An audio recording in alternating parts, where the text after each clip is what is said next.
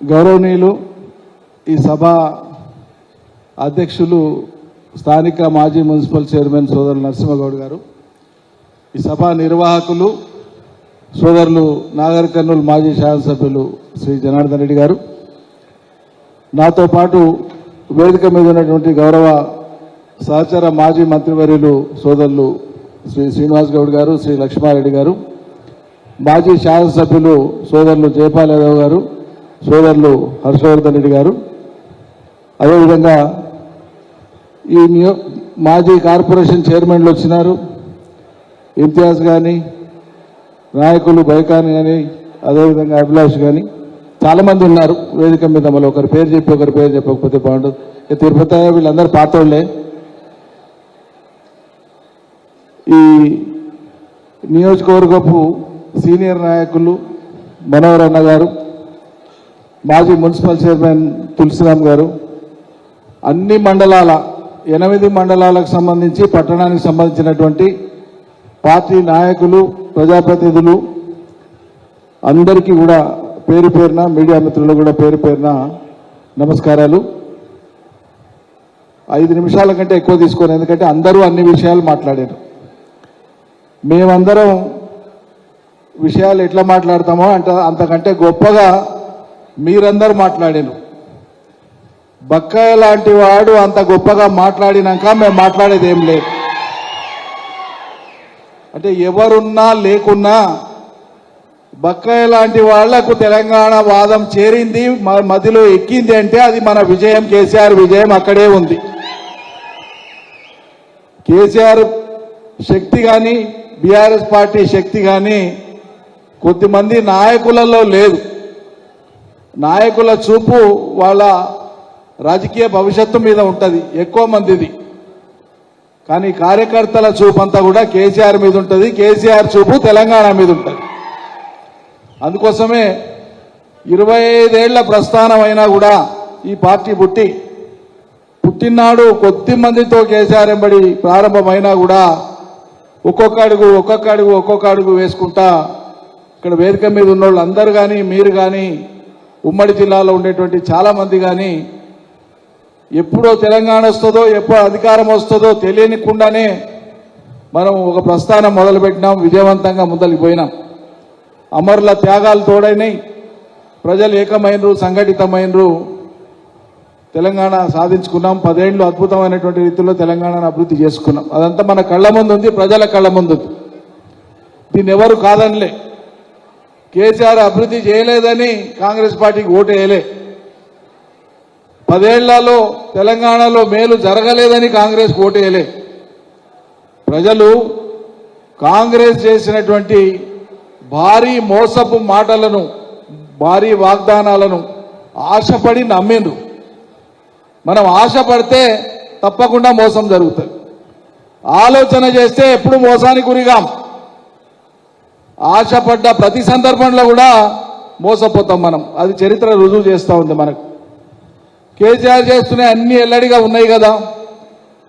ఎవడన్నా ఎక్కువ ఇవ్వాల్సిందే కానీ తక్కువ ఇస్తాడా, ఎవడన్నా దాన్ని ముట్టుకుంటాడా అని అనుకున్నారు ప్రజలు. కేసీఆర్ ఇచ్చే 10,000 ఎట్లా వస్తాయి, వీడు 15 అంటున్నాడు కదా అని నమ్మిను. ఎక్కువ చెప్పినప్పుడే ఇందులో మోసం ఉందని గ్రహించాలి ప్రజలు. అక్కడ పొరపాటు చేసింది. అది ఆ పొరపాటుని ఇప్పుడు మనం గుర్తు చేయాలి.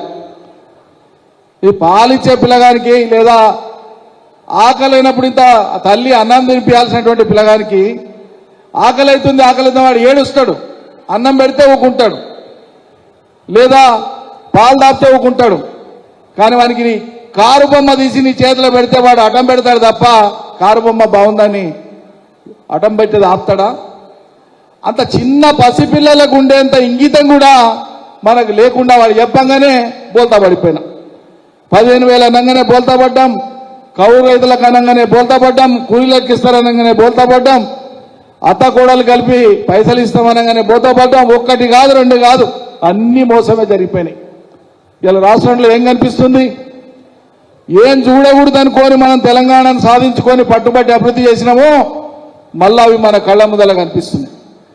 10 ఏళ్ల కాలంలో ఆత్మహత్యలు లేని తెలంగాణ నిర్మించినటువంటి కేసీఆర్ సాక్ష్యంగానే ఆయన కళ్ళ ముందే ఇలా అదే తెలంగాణలో కాంగ్రెస్ వచ్చినాక ఈ 600 రోజులలో 600 మంది రైతుల ఆత్మహత్యలు జరిగినటువంటి ఒక దుఃఖాన్ని మనం చూస్తున్నాం. 10 ఏళ్ల కాలంలో ఏ ఊళ్ళో ఏ రైతు ఎదురు చూసే పని లేకుండా స్టాక్స్ ను అందుబాటులో పెట్టి ఎరువులను సరఫరా చేస్తే ఇలా ప్రతి మండలంలో చెప్పుల లైన్లతోన యూరియా కోసం ఎదురు చూసేటువంటి దుస్థితిని చూస్తున్నాం.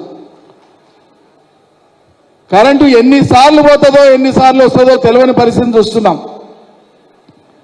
కృష్ణా గోదావరిలకు నీళ్లు వచ్చి ఈడ వానాలు తక్కువ పడ్డా పైన పడ్డ వానాలతోన మహారాష్ట్ర కర్ణాటకల పడ్డ వానాలతోన 2 నదులు ఉప్పొంగి 2 నెలల కిందనే సముద్రంలోకి పోతా ఉంటే మనతోన ఉండేటువంటి ప్రాజెక్టుల నీళ్లు ఇడవనికే చాత కానటువంటి సన్నాసి సర్కారు ఈ రేవంత్ సర్కార్. నీళ్లుండి ఎడేవడన్నా ఇంత దరిద్రపు కొట్టు పరిపాలన మనం ఎన్నడూ కూడా చూడలే. మనం ఇవాళ గుర్తు చేసుకోవాల్సింది 25 ఏళ్ల కాలం ఇది. మన ప్రయాణం చాలా పెద్దది, తెలంగాణ ప్రజల ప్రయాణం చాలా పెద్దది, ఇంకా ముందుకు పోయేది ఉంది.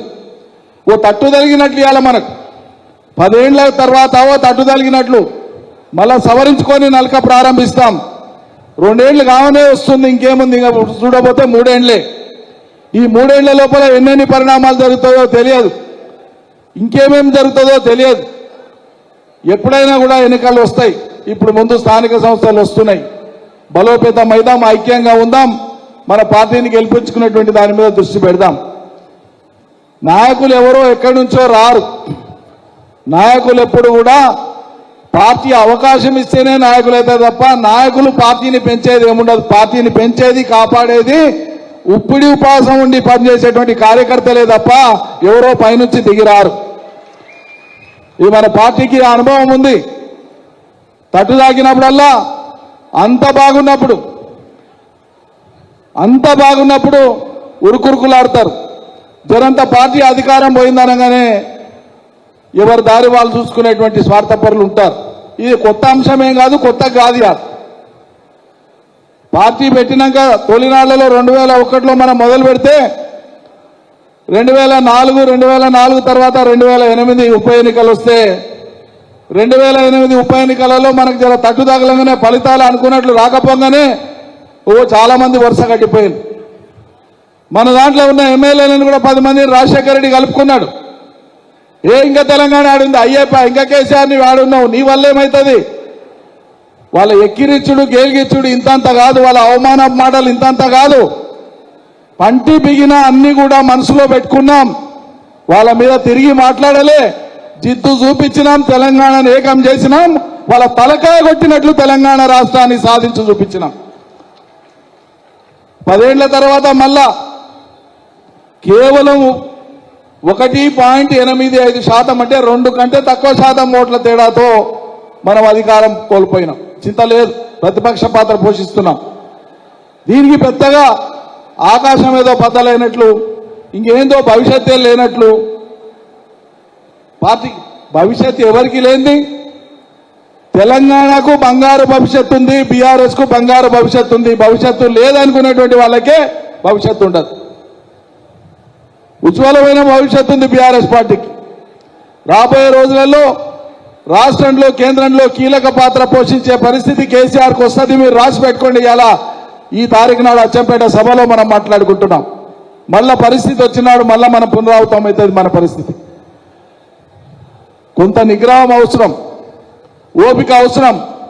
కష్టం వచ్చినప్పుడు, ఇబ్బంది వచ్చినప్పుడే గట్టిగా నిలబడదాం.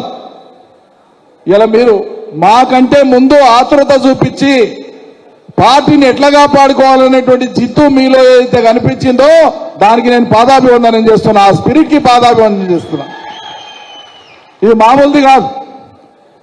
మేము ఆలోచన చేస్తున్నాం ఎట్లా చేద్దాం, ఏం చేద్దామని. ఈ లోపల మీరే 10-20 మంది కట్టగట్టుకొని ఎవరు చెప్పలే తెలంగాణ భవన్కి వచ్చి హరీష్ రావు గారు నేను అక్కడ ఉంటే కలిసి హరీష్ రావు గారిని కలిసి గోడువేల పోసుకుంటే మీకు ఎందుకు మాట్లాడతామని 2 రోజులు అనగానే మళ్ళా వాపసు వచ్చి మీరే మీటింగ్ పెట్టుకున్నారు. మీరే మీటింగ్ పెట్టుకొని మళ్ళీ ఇవ్వాలి ఈ తారీఖు నాడు మీటింగ్ అని మళ్ళీ మీరే నిర్ణయించారు. ఇగో మీరు మీటింగ్ పెడితే, మీరు పిలిస్తే మేము వచ్చినాం తప్ప మేము మీటింగ్ పెట్టింది కాదు, మేము చెప్తే మీరు వచ్చింది కాదు. యథార్థమే కదా. కాబట్టి ఈ స్పిరిట్ ముఖ్యం, ఇది ఈ స్ఫూర్తి ముఖ్యం. ఇది ఉంది మీకు. చాలా విషయాలు ప్రవీణ్ కుమార్ గారు కానీ మిగతా మాట్లాడిన సోదరులందరూ కూడా చాలా గొప్పగా చెప్పిన భవిష్యత్తులో శిక్షణ శిబిరాలు ఉంటాయి పార్టీకి అన్ని నియోజకవర్గాల్లో మండలాల వారీగా గ్రామాల వారీగా మనం పార్టీ పునర్వ్యవస్థీకరణ చేసుకుంటాం కమిటీలు వేసుకుంటాం ఇవన్నీ జరుగుతాయి అప్పటి వరకు అది జరిగే వరకు నెలనో నెల 15 రోజులు అది జరిగే లోపల తొందరలోనే కేటీఆర్ సభ ఉంటుందని ఇప్పుడే జనార్దన్ రెడ్డి గారు చెప్పినారు మేము కూడా ఊరికేమున్నాం అవసరమైతే తలా ఓ మండలం పంచుకుంటాం కొల్లాపురానికి లింగాల పక్కల నాగర్ కర్నూలుకు తెలకపల్లెలకు ఇటు అచ్చంపేట దగ్గర అంతే కదా నీకు తోడు మేము వస్తాం అంటున్నాం అంతా నీకే వదిలిపెట్టాం ఆయనకు తోడు మేము వస్తాం